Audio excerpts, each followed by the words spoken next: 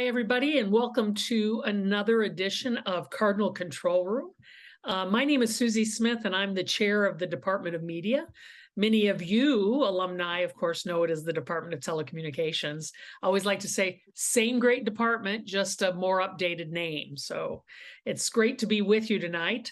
Tonight, we're going to spend a little bit of time talking about something that's sort of near and dear to my heart, and that's the idea of career change and how some of the things that you learn as part of your college experience are truly adaptable no matter what career you might move into. And we've got a couple of people who are joining us who have done this in their career.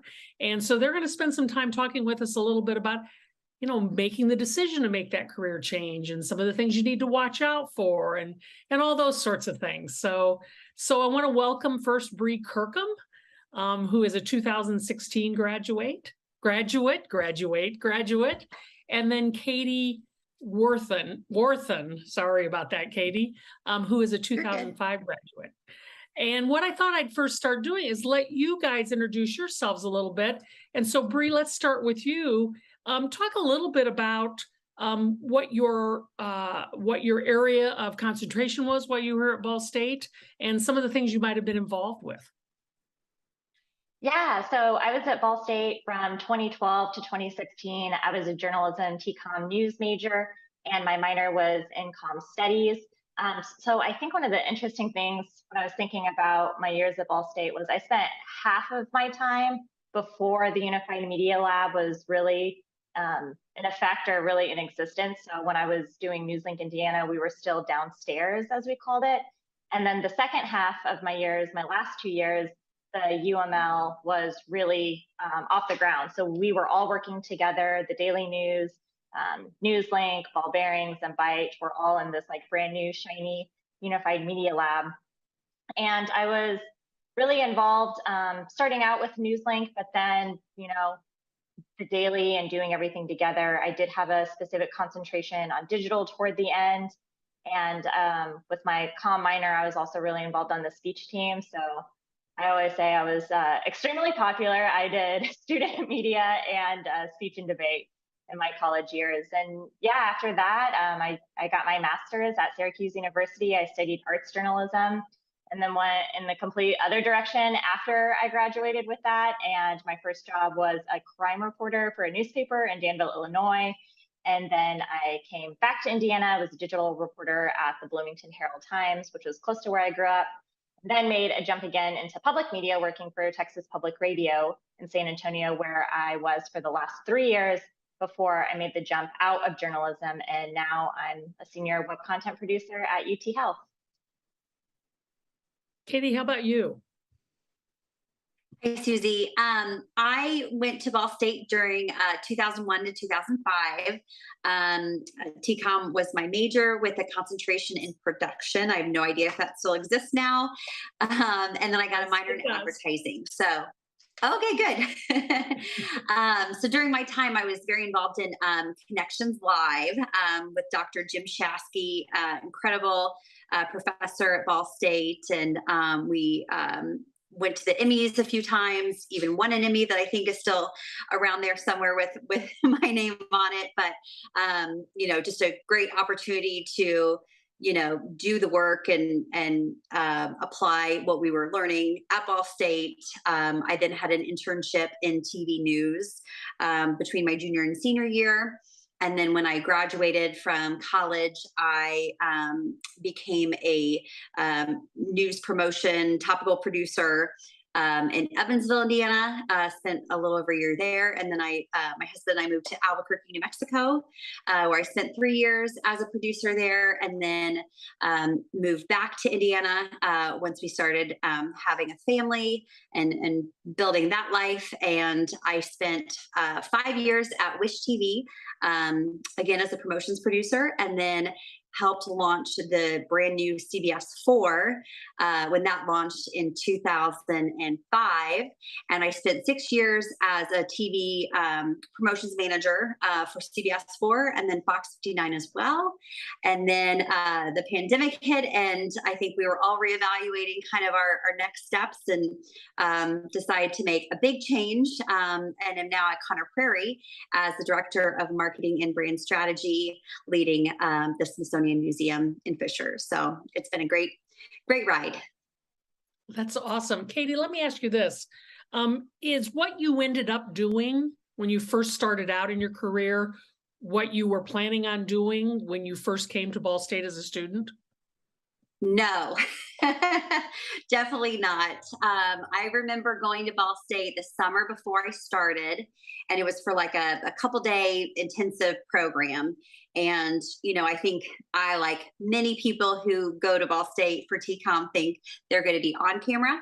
But I did that one time and decided I did not want to do that. I preferred being the writer and producer behind the scenes. So really enjoyed my time in TV news doing that, getting to do so many different things in the creative services realm. But really found that I was ready for a change outside of TV news. That's cool. I will say that as a production concentration, you probably going into more of a news arena, although you were in creative services, was probably a little bit different than most of the people that you graduated with. Mm-hmm. I'm curious, Bree, you went a little bit more of the traditional route when you graduated. Was that on by design, or was that just sort of the way things worked out? I think it was just the way things worked out. And I mean, the reason why I went to grad school was just because I was not ready, and which is odd to say. And maybe, for students listening, it's like, oh gosh, am I going to be like that? Because I was really involved. And I was always in the newsroom, or always working on stories, or, doing classwork. But I just had the feeling when I was about to graduate, like, oh my God, I can't believe like someone would hire me. That's not possible. That's not real. And so going to grad school kind of was a fast track into giving me not even like professional experience, but like professional education on like, how am I supposed to act as an adult, or what is this big secret that everyone has that I'm not getting? And especially at Syracuse, in the Newhouse School, it's very hardcore, I would say. Ball State definitely felt more like a family. I know that language can be kind of coded too, but that's how I felt at Ball State. It really felt like I was with my family and friends all the time. And Syracuse was really hardcore. And after being in that program, I felt like I didn't have a choice. I was like, oh, I have to get a job in journalism because so many people are going to be disappointed in me. And if I, don't at least try, then maybe I'd be disappointed in myself. And so that's kind of just what happened. And I'm sure a lot of people in a lot of industries have that feeling that if they don't even try to get a job in what their major was in, that they'll have some regrets. So you've both made this change now, out of what we think of as traditional media jobs into things that still involve media.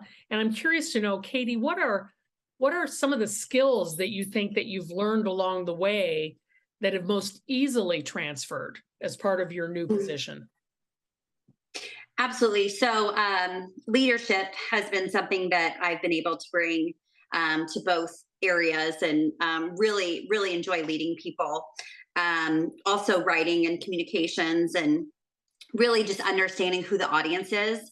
I think that that was something that was kind of lacking as far as, who is our audience that we're talking to, and how can we make sure that not only the content that we're choosing through blogs or newsletters or videos, not only, speaks to them, but is something that they can get behind and get excited about. So I've just been really interested in the user journey and what that looks like. And I've really enjoyed leading the creative strategy and the advertising buys that we do for the museum. And that's something that I got experience doing in TV news as well.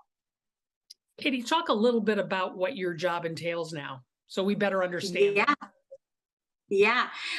So I lead a team of 6 other individuals, and we are in charge of getting people to visit Conner Prairie. So we build awareness through several different touch points, not only on social media, but as I mentioned before, traditional media plan, advertising, commercials, that sort of thing. And then we also do, interviews with TV stations, and we do direct mail campaigns, and pretty much everything that we do to not only build awareness of what Conner Prairie is, but then get people excited about coming. We also try to bring in more field trips and build our membership base and that sort of thing. So it's a really exciting job.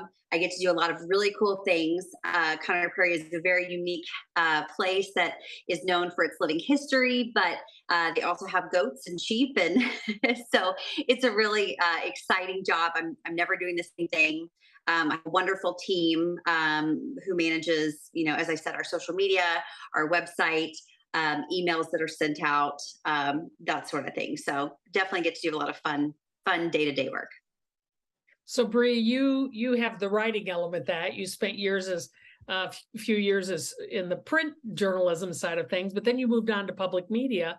Now you're at UT Health Systems, and I'm curious to know what out of public media were you able to bring? I mean, in terms of working with audio and that storytelling aspect. Well, that's a great question. And first of all, I think that, the difference between what we know as traditional media or commercial media and public media, the thing that I've learned more from public media into this next job, working at UT Health, is the mission and the focus on being mission driven, and everyone really understanding and knowing what the mission statement is in the organization, and being a nonprofit. And I think Katie mentioned this a little bit earlier, but that community engagement aspect as well is something that throughout the organization, being in public media was really something that was honed in and was a focus of the entire organization.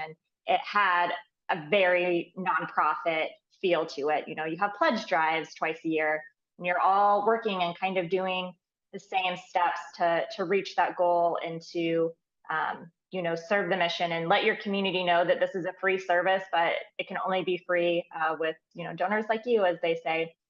And so then going into UT Health, which is a hospital education system, for people in Indiana, I guess the best thing that I could compare it to is IU Health, even though IU Health is more of a hospital system, and UT Health coming out of the UT Austin system, but I'm here in San Antonio, is really on that education aspect. So we have a school of nursing, a school of dentistry, Mays Cancer Center, different offsets like that. And of course, when you're dealing with anything health related, you also have that community aspect to that and the educational aspect, right? Because we're also serving our students.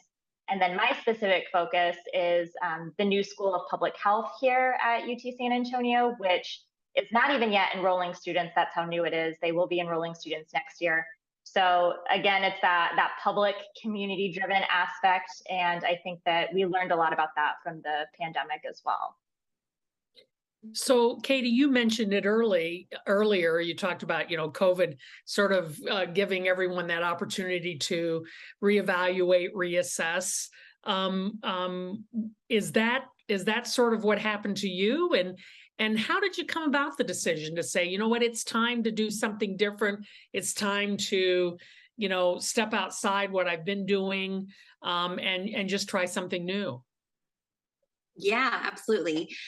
So, after spending 15 years in TV news promotion, I had seen, a lot of change that had happened, in the Indianapolis market and just markets all over the place. And so for me, COVID presented, I'll call it an opportunity, just to kind of, ask myself, and I think everyone was doing a lot of soul searching at that time to try to really understand, do I feel valued? Do I enjoy getting up every day and doing what I do? And so, I think after doing some soul searching during that time, I knew that I was ready for what that looked like and how easily transferable my skills would be.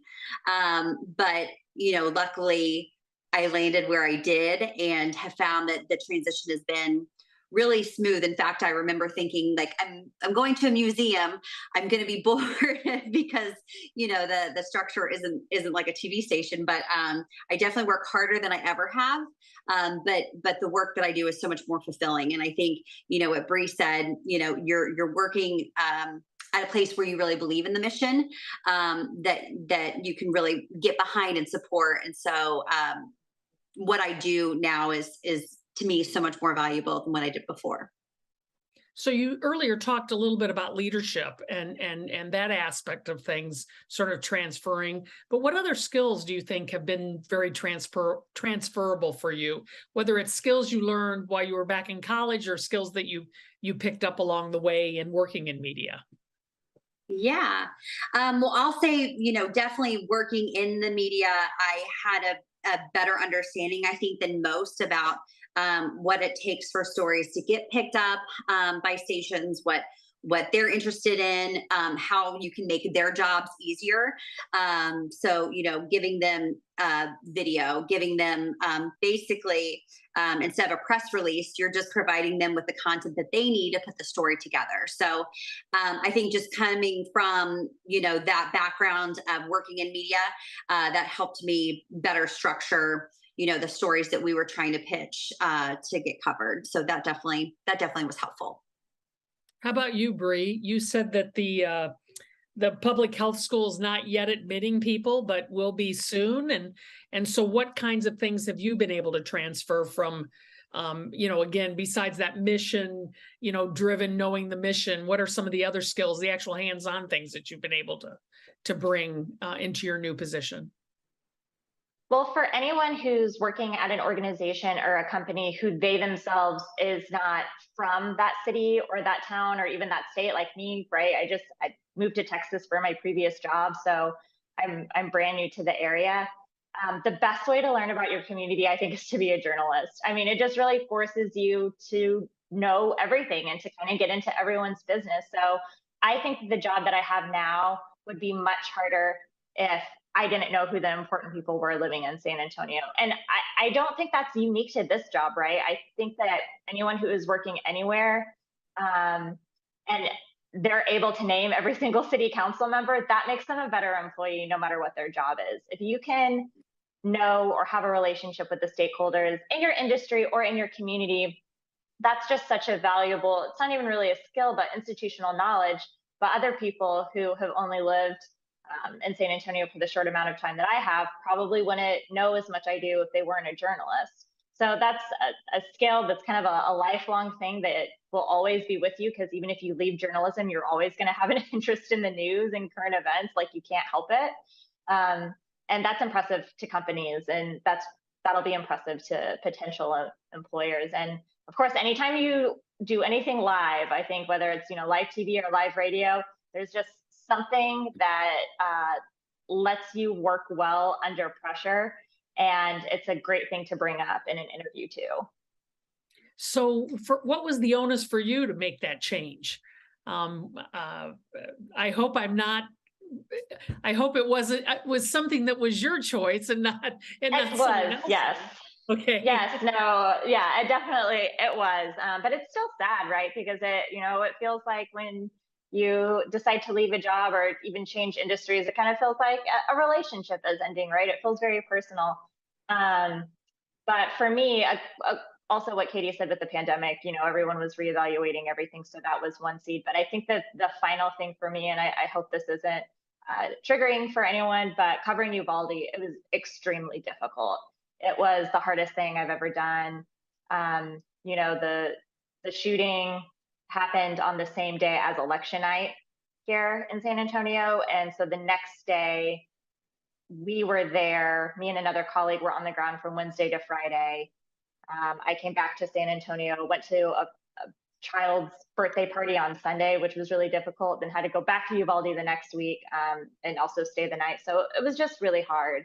And I started thinking about, I think Katie mentioned her family, and like, that's something that I want too. And I was looking at my newsroom, and there are 25 people in my newsroom. 3 of them have children. They all only have 1 child. And of those 3 colleagues, only one of them was a woman. So, you start doing the math and you start putting things into perspective. And I was always proud of my job. I think that one of the coolest things about being a journalist is when you're meeting new people and you say that, you work for the public radio station or the local TV station or the newspaper, they have that sense of awe and it feels really good. But I just didn't want my job to be my entire personality anymore. And I wanted to be involved in things in the community and be more interesting and have a more interesting life aside from my job title. I'm going to ask you both this. What is the best thing about your new position? And what is the thing you miss most about having left your old position? Katie, let's start with you. Oh, that's a good question. I'll say the best part about where I'm at now is that I can see the impact that our organization is making on the community. We have a great volunteer program that my youngest son is actually involved in, and they can start when they're 10 and they can go all the way through high school. And so that, to me, we're inspiring curiosity for people of all ages. So we're starting with kids when they're really little, and then people are bringing back or coming back to visit when they're adults, bringing their own children back. So it's just seeing that multi-generational impact that we're having is to me the biggest reward. The thing that I miss most about, my old position in TD News is just the people. As Bree mentioned, it's a family environment. You get really close to the people that you work with. You're working sometimes crazy hours covering really tragic events. And, there's just it very much feels like, a tight knit, close bond. And you do get really close with the people that you work with. So luckily, though, I'm still in the same town, so I'm able to stop by and see them. I was there twice last week promoting our Headless Horseman Festival. So that was really good. That's great. How about you, Bree? Yeah, I would say the best thing, I'll piggyback and say impact. I mean, I really see that every day. I see that in, the lives of students and professors and community members, people who are receiving care. It's such a great thing. Also, the work-life balance. I really appreciate that. And the thing that I miss the most probably is I think what I said earlier, like telling people that I'm a journalist. I just felt really cool and proud of myself to be able to say that. That's cool. So what is something that you've had to learn since going in that position? Because, while we talk about skills being very transferable, and I think you've obviously told us that and shown us that the skills we picked up along the way are absolutely transferable into sort of any arena we want to go into. But certainly there have to be some things that there's been a learning curve, I would guess, at some point in time. And so, Bree, I'm curious to know what is that learning curve that you've had to deal with most? Yeah, I would say, and maybe this is different between even media industry, if you break it up between working for a newspaper, radio, TV, magazine. But I would say in my experiences, and I've worked at newspapers and a public radio station, that I just had this feeling that we already got each other. And so that wall of professionalism, not that it wasn't there, but it was kind of already broken down. I didn't have to be this is me as an adult. I'm acting as a professional. And when I started my new job, I was terrified. I was like, they're all going to find out that I don't know what I'm talking about, or I'm not going to be fancy enough. I don't know, or business professional enough. And that was maybe something that I could have relaxed on a little bit, but it is a different environment. And I think that, at least one professor at Ball State had warned us that newsrooms can be kind of crass. And I mean, there's, when moments get heated, there's cursing, and not that people are smoking cigarettes inside newsrooms anymore, but the walls are down. And when you're in an office setting, you kind of gotta check that at the door and be professional. I was more worried about it. And, I have great coworkers who are wonderful friends, and we're all around the same age. So it's not that intimidating, but it was something I was really worried about going in. I've always likened it to like working on the playground and then going to work in a bank. It's like there's no merry-go-round in the bank, right? But there is in a newsroom, sort of. Katie, how about Absolutely. you? Yeah, so I would say the biggest difference for me is just that things are a little bit more thought out, more intentional. In the museum world, I come from just got to get it done, got to get it on the air, got to, you got to make things happen, even if you don't have all the information. And so, just learning that like I can take a moment, I can think through something. If it's not ready, I can kind of, put it on the shelf for a minute and then come back to it. So I would say that's been the biggest change. And then too, just working in the development space in the fundraising world, I kind of compare them to the sales team, even though I think that development does a lot better work. I think a little less self-serving than sales. But so just understanding fundraising and knowing that that is a completely different animal than what, I'm used to. So, I think Bree said we all have that kind of imposter syndrome no matter what. And I think it's most evident when you start a new position in a new field that you haven't been in before. And so you just have to be accountable and transparent and let people know, like, I don't know, everything that I'm doing. And so you lean into the people around you and look for support, and hopefully you're at a place where you can get that. And, we're all just figuring it out. I'm so glad you mentioned that change in deadline, because that was when I made the transition from, working in a newsroom, and then coming into the world of academia. That was the biggest thing for me. People would ask me about it. I'd say, there are still deadlines, but it's a different kind of deadline. My deadline in the newsroom was 2 hours from now, 8 hours from now, right? As opposed to now it's like, oh, I have to have that done next week, or I have to have that done tomorrow. And so the great thing about the newsroom, is once you were done, you're done. You move on to the next thing. When I'm here, it's always sort of, I always like, it's like sitting here on my shoulder going, don't forget to work on me. Don't forget to work on me. So I found that very challenging.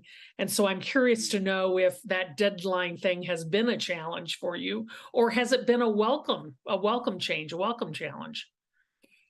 I would say it's definitely been both. And I think of it in terms of social media because that's what I've really been focusing on for really maybe the last 5 years. And so, my new job, and everything is very organized. And, I get assignments through Microsoft Planner, and we use Teams, and everything is really written out on how they want this. So, they'll say, we want you to write a social post about this event 1 week from today. When before I was writing and scheduling 12 tweets a day. So it's just a completely different animal. But of course, the social post that you have a week to spend writing, it's going to be more thought out. The stakes are higher because you're representing a brand. You're not just telling the news, which in a lot of ways is just telling on what someone else is doing. So you're not really as worried about, of course, you wanting to make sure that everything is correct and then you're telling the truth. But that sense of like brand protection isn't as there as it is now. So it's totally a double-edged sword, right? Because the work that I'm doing now is more thought out and more careful, and something that I'm spending more time on. But again, I'm spending more time on it. I'm thinking about it more, just like you said. And it's not as much in terms of quantity. So it's not to say it's like quality over quantity, but it does feel like that a lot of the time. Katie, is it similar for you? Yeah, I remember my first week at the museum. We got together to plan out a festival that wasn't happening for 9 months. And I thought, like, this is crazy to me. I've never had kind of this much time to think through things, but I think you really kind of get adjusted to the pacing. But I do think I need to be reminded more than most that I can slow down and that I don't need to do everything immediately. And, as Bree said, you have more time to think through it and be more intentional about what you're doing and saying. And so I really, really enjoy this pace now.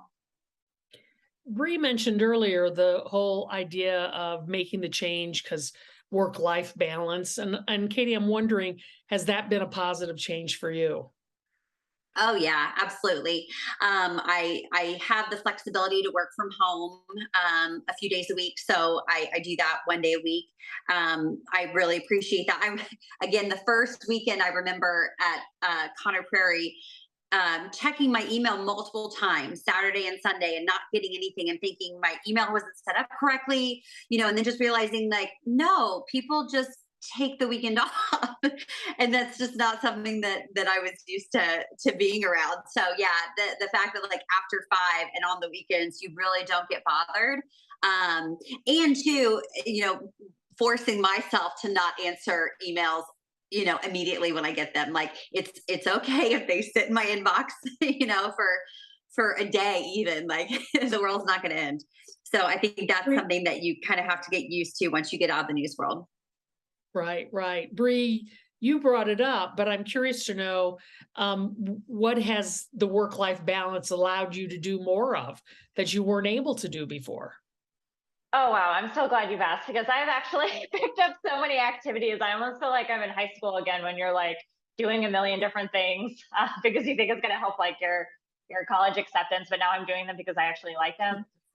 So I've started swimming laps, which is the thing I've never done before. I was like never on the swim team or anything. So I go to the natatorium and I swim laps. I started playing tennis again, which I did do in high school. I have more consistent workouts, but I'm like mixing in these sports in between, which is just so much fun. I actually just started volunteering at the Children's Hospital, which is right across the street from my apartment downtown. It's not affiliated with UT Health, my work. It's a separate hospital system, but it's right here, and it's something I've always thought about, and I just, always think about the kids who were there. So it was actually a very long interview process and background check, and making sure I have all of my vaccines that I'm supposed to have since I was born. And so I do my first like full shift tomorrow, and it's just been a lot of fun. I'm in some dog walking groups with my little dog, and I just have all of this time, and it feels so good. But it's because I'm making the time and I'm doing something with it. How do you think that helps then in your work life? Is it just make you more present, or?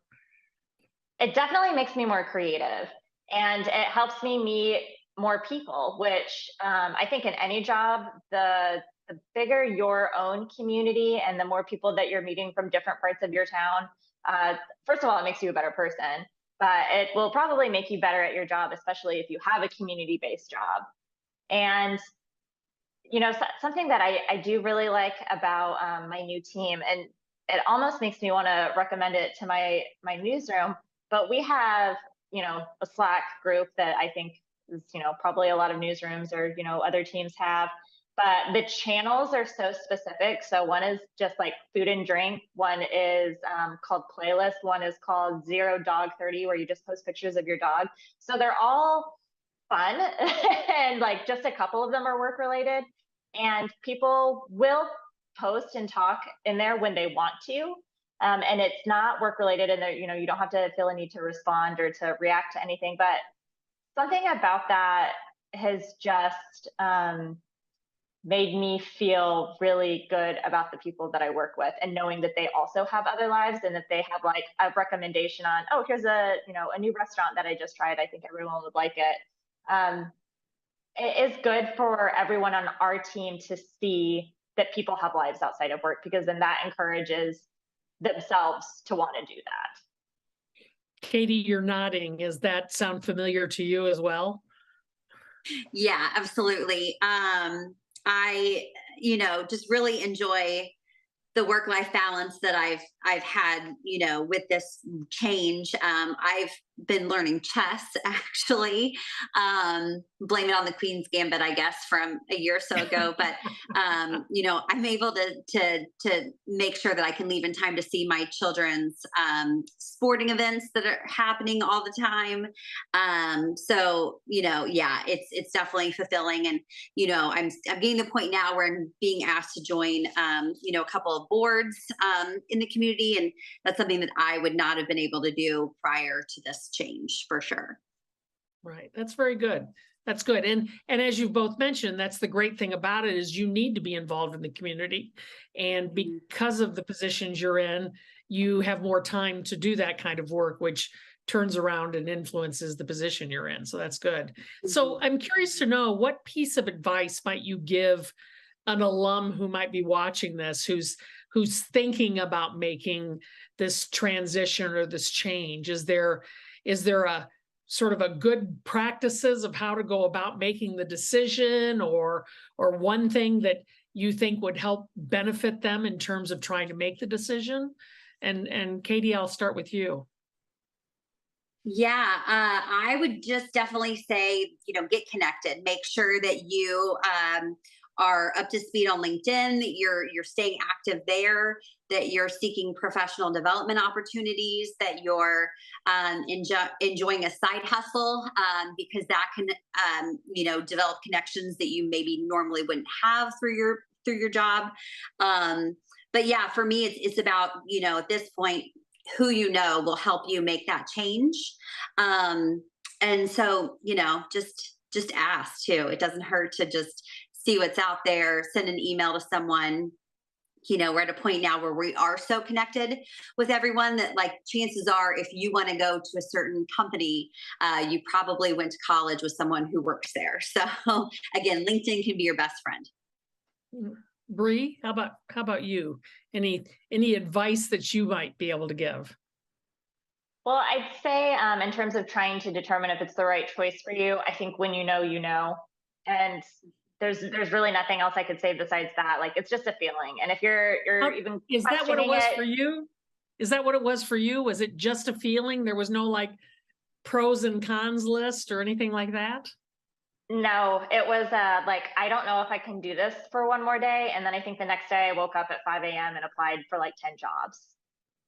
And the same thing with Katie is, like, I had already made sure that my resume was up to date and my LinkedIn was up to date and had been putting feelers out there. But when it got to that moment, I was like, oh no, if I was offered a job today that met this checklist requirement, I would take it. So yeah, if you've got that feeling in the pit of your stomach, then you'll know for sure. And once you get to the interview process, I would say definitely don't downplay your journalism experience or think that it doesn't apply to the job that you're applying for. I really think that employers right now, especially, are wanting to hire journalists in their industries. That was the impression I was getting. I am not the only person on my team who comes from a journalism background. I think that we have a very unique skill set. Specifically, I would say we're pegged as being very hardworking and wanting to serve our communities, right? Because why else would we be in this field that historically pays not always the best, especially in certain communities?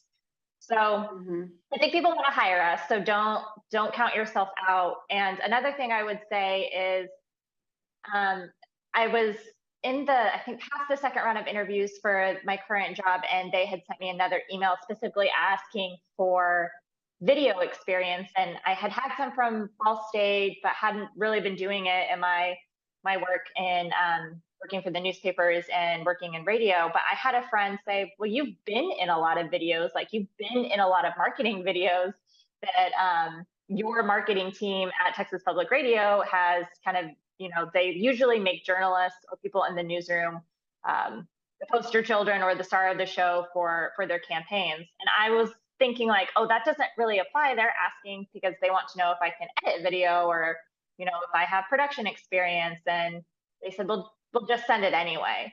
And it was totally the right call. And it was not something I ever would have done because I thought it wasn't what they were looking for. So I would recommend to get that idea of, I don't think this is what they're looking for, so I'm not going to bring it up, out of your head, because you really don't know. And sometimes they don't even know what they're looking for until you tell them. It's interesting. I think that's a challenge at any point in your career, right? Is what are they looking for and trying to read them, and it's kind of impossible. But if I've got a freshly minted alumni, somebody who maybe has just graduated and looking for a job that's watching this, what kinds of opportunities are you seeing that might not have been there, say, 5 or 10 years ago, but would definitely apply to a media graduate, somebody in journalism or in media production, as Katie was? Yeah, I would say there's definitely more digital journalism jobs available than there was 5 to 10 years ago, outlets and outfits that are only digital even. I do think that, you see instances happening across the industry, but if I were to, plug, I think that public media is really doing it right. Every place is different, but if I were to go back, that would be a qualification. I would only want to work for public media. And it doesn't have to be public radio, right? There are different outlets out there that focus in different mediums. So those opportunities, I see a future there for them. Katie, how about you? Any things that you are seeing out there that you might steer a recent alum to, who maybe is just trying to decide what they want to do? It's such a good question. I think that it's just important to, before you graduate, do as many internships as possible. That was what ultimately, I credit for getting my first job. And that was what helped me continue to get jobs, because again, it goes back to networking, getting to know people, finding out what you like and what you don't like doing before you get into that role, full time. I also think it's really important, and I don't think people, you would think people would know at this point, but just make sure your social media accounts reflect who you would be professionally. I interview people all the time, and I will go onto their social media accounts and quickly am able to make a determination of whether or not I want that person to work for my team and represent my organization. So I think that's really important. And then lastly, just continue to grow your skills. I still do production work on the side. I love shooting and editing. And so, I have my own YouTube channel. So I think it's important at any stage just to continue to develop those skills, make sure that you can do kind of as much as possible because it only helps your resume, and it really helps you determine what you love doing. I'm passionate about writing. So, I definitely try to make sure I'm still always doing that as much as possible. Great words of advice from both of you. Bree Kirkman, Katie Warthan, thank you so much for joining us. I think that anybody who is thinking about making that transition, these are some wonderful thoughts and ideas. And I appreciate you spending time with us. Thanks. Thank you.